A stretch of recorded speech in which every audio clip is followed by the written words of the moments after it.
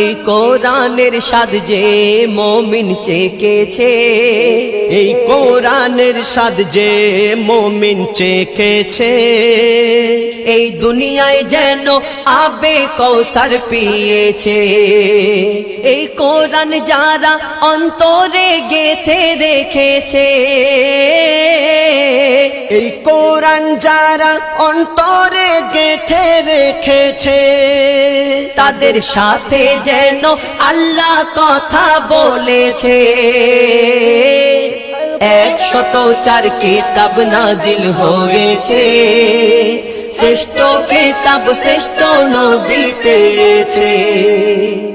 কত জ্ঞানী বিজ্ঞানী কোরআনের বাণী করলো গবেষণা, কোরআনের ভুল এক চুলও খুঁজে পেল না।